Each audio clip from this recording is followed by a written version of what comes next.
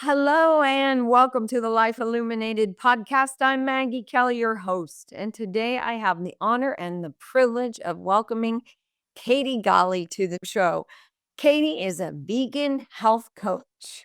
Welcome, Katie. Maggie, thank you so much. It is my pleasure to be here. Well, tell us, what is a vegan health coach? Oh, it is a lot. And it has changed over the period of the past, I guess, 9 years since I first became vegan after being vegetarian for 23 years prior to that. So I guess originally I was all about helping people adopt a healthy vegan lifestyle and rock a fit, strong, healthy body, the type of body that I'd taken a couple of decades to sculpt in the gym as a vegetarian personal trainer.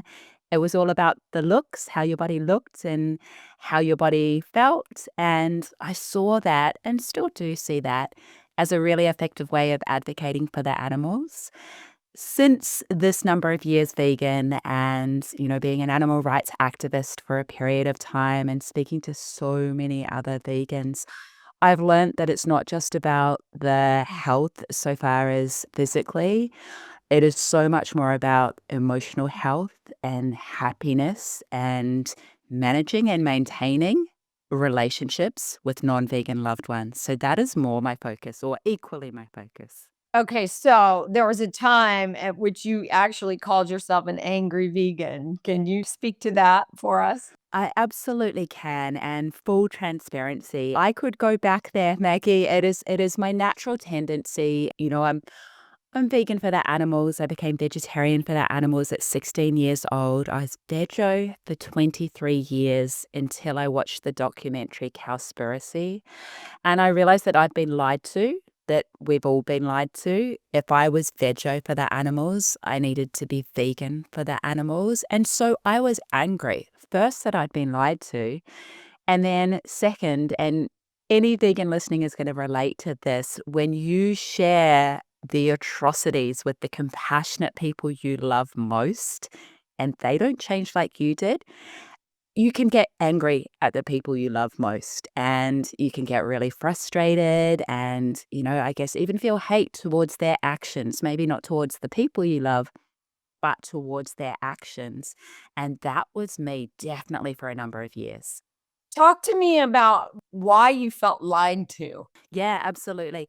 I believe the propaganda out there when I was buying my free range organic eggs, and I would eat up to 21 free range organic egg whites a day as a high protein, low carbohydrate vegetarian personal trainer.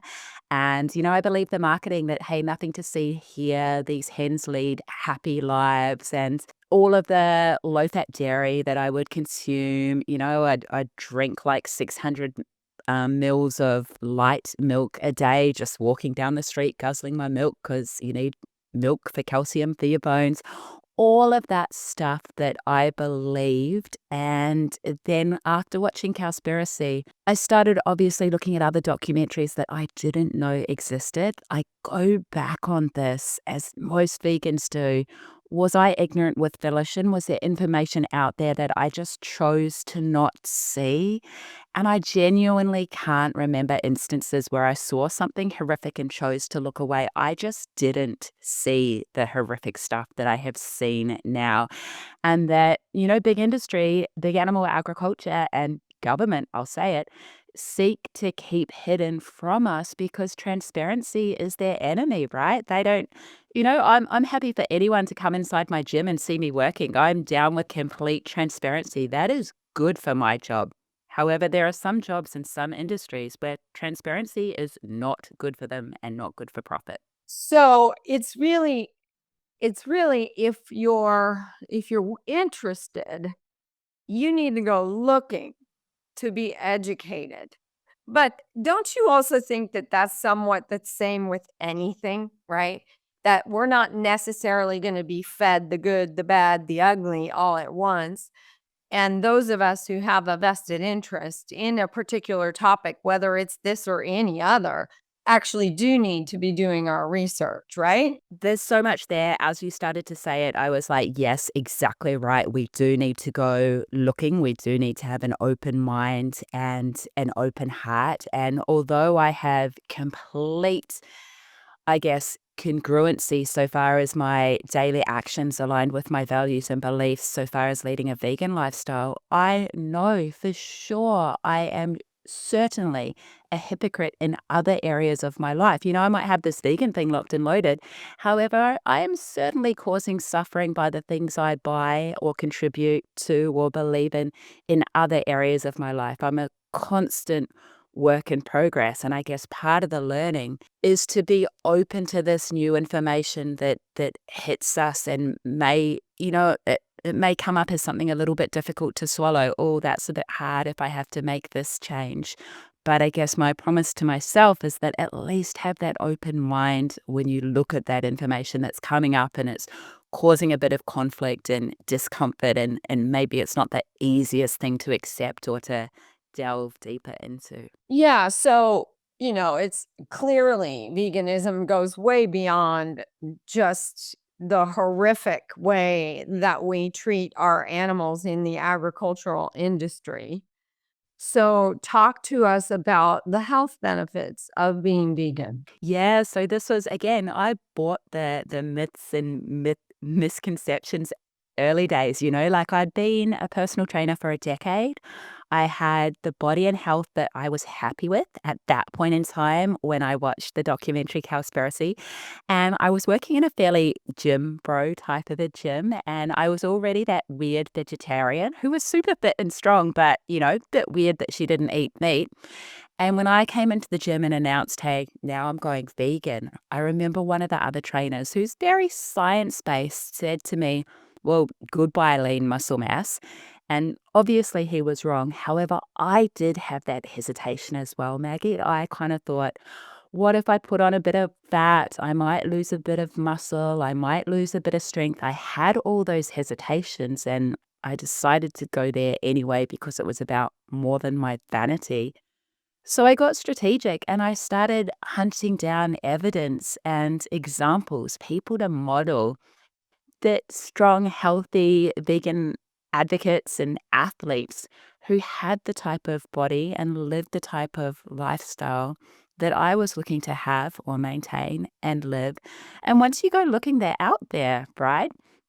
And I mean, those are the athletes, but in the exact same way, once you go looking for the evidence nutritionally, you can find the gastroenterologists, the other doctors, the health professionals that have the information that fill in those gaps that as individuals, we're not going to be able to pull that all that information, like directly at like every single question that a non-vegan might ask us.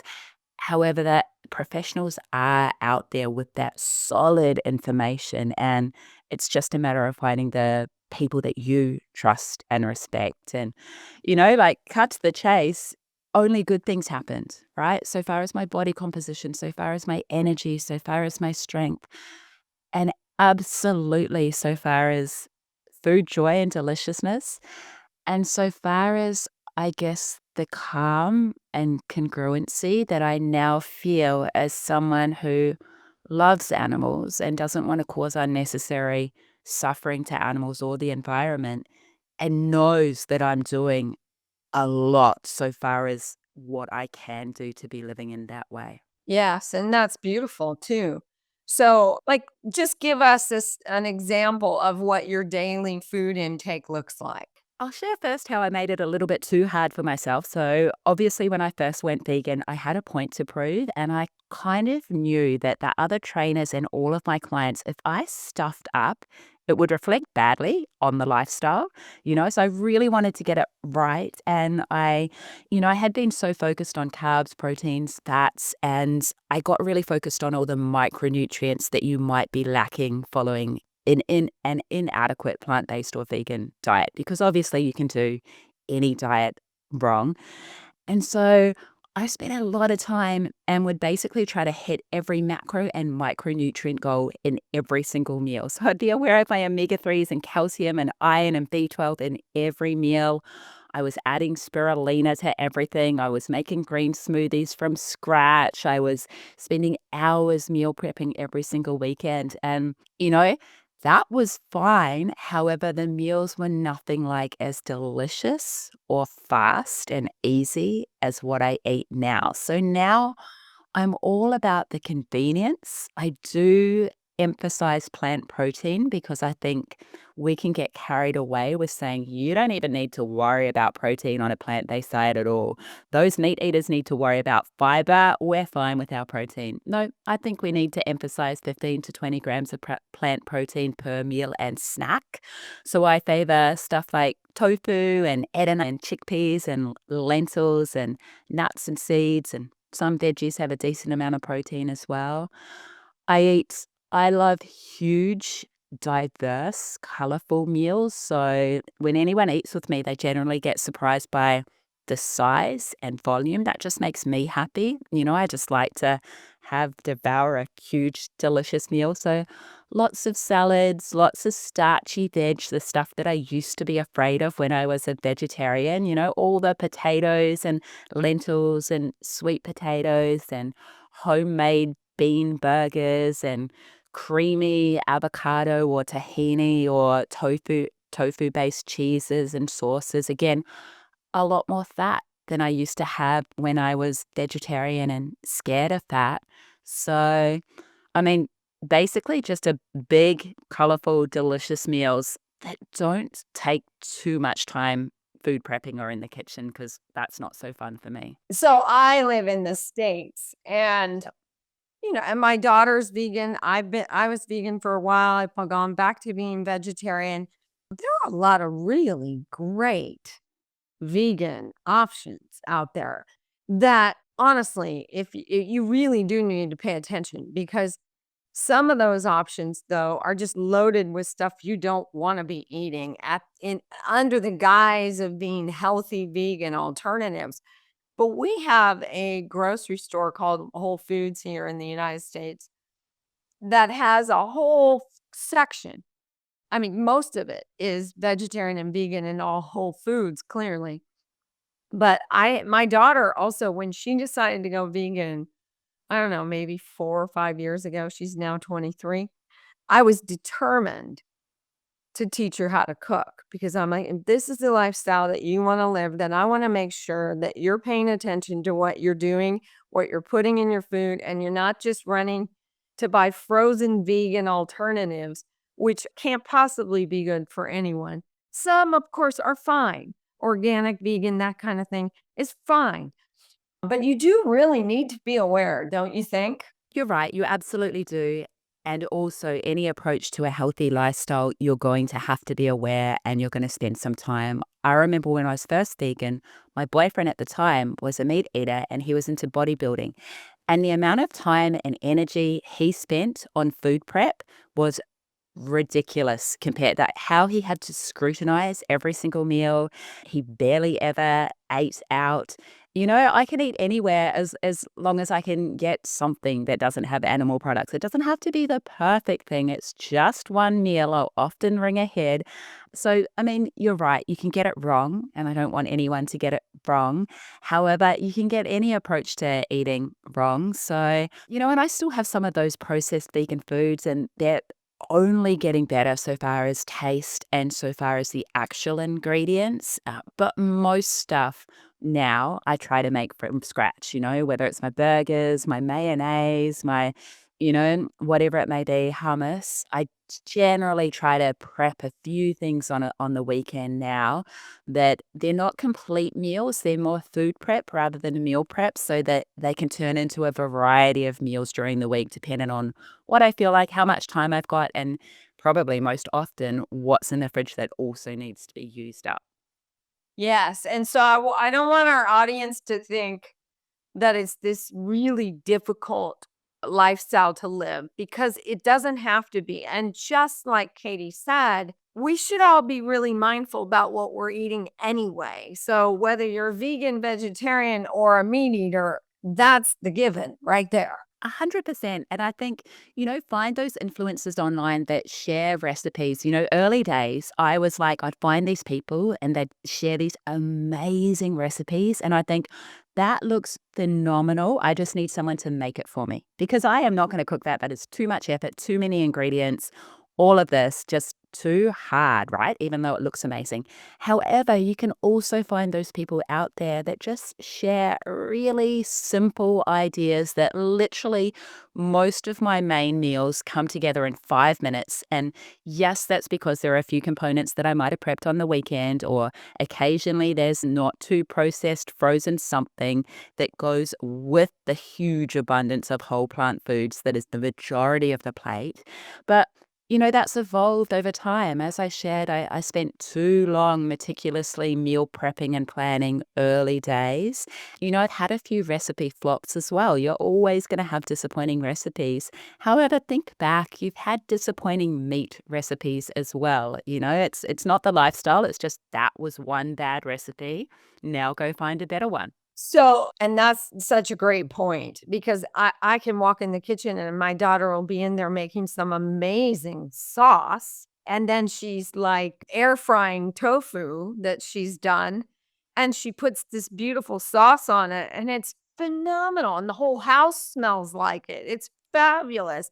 And even at Thanksgiving, I've learned how to make a vegan meatloaf for Thanksgiving for her and a dairy-free vegan apple pie. And it's phenomenal. As long as you've got the crust, you got the pie. Really, seriously. So 100%. And I would just say, just quickly, that was probably my biggest lesson towards so far as relationships with non vegan loved ones. That was the thing that tipped my dear mum over into giving this plant-based thing a try for a couple of weeks that then became years. She rang me one Christmas, just before Christmas, and I'd always come home for Christmas. And I was newly vegan, a couple of years in, and I was very much into that animal rights activism. And my dad, I'll say it, he's basically anti-vegan. And Christmas for our family was always all about the food. Mum's an amazing cook. And she rang me and she said, Katie, I don't know what we're going to do about Christmas. You're this animal rights activist. Your dad is anti vegan. I don't know what we do unless you mastermind a vegan feast and sell the family on it. And I was like, amazing, done. I've got this. I cooked 6 new recipes. They all went down really well. Mum was incredibly appreciative. She saw how much effort I'd put into it. And the day before I went home to Sydney, and this is probably about 6 years ago now, she said to me, Katie, will you watch What the Health with me? And now I had been emotionally blackmailing my parents to watch What the Health for a couple of years at that point in time. And, finally, emotional blackmail didn't work. They never watched it. When I said, all I want for my 40th birthday is for you to watch What the Health, they didn't watch it. After Mum saw me mastermind this vegan feast, she sat down, she watched What the Health. She wasn't moved by the plight of the animals. She was curious about her own health. Even more so than that, as a nurse of 30 years, she resonated with the fact that we have a broken sick care system, not a preventative healthcare system. And she deeply felt empathy for the communities that surrounded it was hog farms in that documentary, and the way that these mass animal farming, institutions negatively impact the communities surrounding them. And she said, I'm going to try this. And, she continued with it. And it was the food that was that first big, delicious vegan seed in her journey. So you talked a little bit about the angry vegan in you. Can you expand on what that was all about? What was the real issue? I clearly it's pretty evident, right? But when did you decide to stop fighting and just, live and let live, sort of? I'd like to think I would have come to decide. It was absolutely forced on me. Just over 3 years ago now, I got the phone call from my father that I'd always thought I'd get from my mother. My mum was the most generous, open hearted, compassionate, loving person I'd ever met. And as I said, she became plant-based and basically vegan. She started watching all the documentaries. She started listening to all my podcasts. We bonded so much. We were so close, but the fact that she had made this big lifestyle shift, just my respect for her just went up so much more because my dad was not supportive of this lifestyle change. And anyway, 3 years ago, I got the phone call and, dad said, "It's your mother." And mum had died suddenly, completely out of the blue, not health related. I'd spoken to her that morning as normal. We spoke every Sunday morning. She was fine. She was perfect. She was excited about the week to come. And by the afternoon, she was basically gone. She was on life support in hospital. And that was during COVID times as well. And the borders were closed between the two states that we were in. And, I got to say goodbye to her. She was gone, but I got to say goodbye to her on life support because I got compassionate leave to enter the state. It was all surreal and horrific as anyone can imagine. And it didn't happen straight away because there was so much shock and sadness, and the sadness doesn't go away. I think the shock's there as well. But over time, I just had so much sadness at losing the number one most important person in my life that I almost didn't have the energy to, as well as that constant sadness, to also be feeling anger and frustration and hate at all the non-vegans in my life. I just didn't have the emotional capacity to also do that. And equally, I realized that mum dying, I had zero regrets. We had an amazing relationship. We knew how much we loved and respected each other. Dad, not so much. I thought if that had been him, we had a lot of conflict in our relationship. And the veganism definitely wasn't helping that. That wasn't the only thing, but that was probably our main point of friction. And I thought if that had been him that died suddenly, I would have had regrets because I did believe that our relationship could be better. And so, Maggie, it wasn't so much a choice as I felt I had no choice. It was kind of forced on me that I decided to, try and lead with a little more love and compassion and deliciousness. And in doing so, that's modeling and honoring my mum because that is exactly what she used to do. And she used to hate when my dad and I fought. So, I mean, bit by bit, that has kind of been my incentive to lead with love and to move away from that angry vegan. And also I've recognized that the angry vegan, it's not such an effective or fun approach, right? And I want a vegan world, so I need to learn to be as effective as possible, and love is the more effective, sustainable approach. Well, I mean, I think you speak to a much broader topic, right? Because it doesn't have to be veganism, 100. right? Where we're taking a stand about something that we feel passionate about, but we're angry that others aren't on our bandwagon, right? It could be any topic whatsoever, but it's impossible to have compassion when you're angry. Yeah. The two don't work together.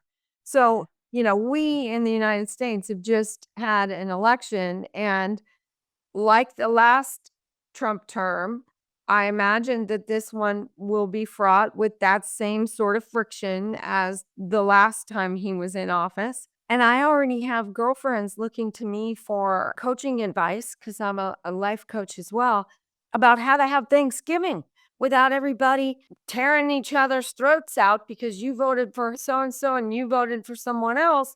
And we just can't eat together now. I mean, seriously, how what is it that we can do as a society and as human beings to be able to cultivate more tolerance for each other's opinions, points of views, lifestyles, genders, ethnicities, cultural backgrounds, you name it, it's all there. So you speak to a much bigger and broader conversation about it's impossible to bring compassion when you're angry. Absolutely. And equally, if someone feels attacked, they're going to get defensive, right? If I lead with brutal vegan truth bombs, the person that still eats animals, my truth bombs might be completely factual, but they're not effective because that person feels attacked and we've just gotten off on the wrong foot and they put their defensives up and they attack me as well. And it is just not effective. And so there's so much here, but I guess my first port of call is you need an awareness of what is the way that I'm being in the world right now, the way that I'm being in my relationships. What is that costing me currently? And how is it going to look when I play it out 6 months, 12 months, 2 years down the track? Like it's only going to get worse and more fraught. And, the vegans in the world, the vegans listening, we have so much practice at this, at, often swallowing our heart and swallowing our thoughts and just being the calm one in the room because you care about that individual you're interacting with. I mean, it comes down to this too. Do you want to maintain this relationship? If you don't, if it's not that important, and I've let some friendships go, you know, but if this is a relationship that you want to maintain, then you need to get more curious about where they are and you need to get better at meeting them where they're at. And I mean, as an NLP practitioner, I speak about your map of the world, right? The map is not the territory. We all have different values, beliefs, priorities, goals, life experiences, and more so what we make all of those things mean to us. And so when I'm coming at my father, attacking him for the fact that like 5 animals have died for his lunchtime snack, it's true, but it's not effective, and I'm not looking at it from his point of view. And my personal stumbling block is I feel like I'm not looking at it from my point of view either. I'm looking at it from the animal's point of view, and why can't he see that? But past experiences taught me that he hasn't seen that, and I look back on the communications that have gone really badly, and I think, "Do I want that outcome again?" And absolutely no, I don't, because even if I win the argument, I feel bad afterwards. He feels bad afterwards. When mum was around, she would certainly feel bad afterwards. And so again, it's trying to understand the person that we're communicating with and trying to act align with the standards that we have for ourselves, not, I don't want to say stooping to the level that they're at, but be really clear on the person that you want to be in the world and do your best to live up to that expectation for yourself, that high expectation for yourself. Well, maybe you might have to do this, lowering your expectation for the people that you love just a little bit. They'll move at their own pace and at their own speed. Or, gosh, maybe they won't even move at all, and then you get to decide, do you still want to be in this relationship? And if you do, then it should be, I believe, a relationship of love and respect, not of conflict and arguments. Well, I also think there's tolerance that needs to come into play. Tolerance for each other's, for your different points of view, for your differences too, and to be okay. I mean, in my mind, every war that ever gets started is due to lack of tolerance. So I think if we as an entire human being population could learn the art of tolerance and also the skill of compassionate, nonviolent communication, where I say what I need to say or want to say without leaving you feeling yucky, right? Yeah. I mean, I think that's the big question. How are you left when you're done interacting with me? Are you left feeling better? Are you left feeling slighted? Are you left feeling attacked, defensive, loved, cared for? All the good stuff, right? I think it really makes sense. And it all boils down to awareness. Where do we have our attention? If my attention is only on getting you to believe what I'm selling or what I'm saying, then I'm not exactly over there in your shoes, sitting in your chair and trying to come at it from what you might be thinking, right? Because my opinion is my opinion. It doesn't mean it's the right one. It just means it's mine, right? And that's, yeah. Absolutely. Awareness and self awareness, because, and you're an energy coach, you know this, I'm sure, more than anyone. The thing I've noticed is the energy that I bring to an interaction will be matched. And so often on the streets with strangers, when I was an animal rights activist, the most angry dairy farmer might rock up to me in the street who I've never met before, and we're showing footage of bobby calves getting slaughtered. And the energy that I have in that conversation when I stay calm and curious and compassionate, 99 point something percent of the time would be matched, and they would come around not to the way that I was thinking, not to take on my beliefs. However, we would have a respectful conversation and we would both learn something. And I totally get that this is hardest to do with other people that you love most. Absolutely. However, my learning is, that the controlling my energy and intention counts for a lot. And I would say, though, we have to have the self-love and respect for ourselves as well. There are some conversations with some people that I just don't engage in because the energy they bring to it, I don't need to deal with right now. I'll have a calm, civilized, respectful conversation about anything with anyone. But if you come with that level of hate and anger, you're at 110 from the get-go. I'm bowing out of that one because it costs me too much, and that's somewhere I'm not gonna go anymore. I love that. That's really, really valuable. It speaks to a conversation I was about to have with somebody who disagreed with something vehemently. Yeah. And that's exactly how she came at me. Just Yeah. attack. And thankfully, she had recorded the message so that all I heard was the first like 7 words, and I stopped. Yes. You know what? I'm not taking that in.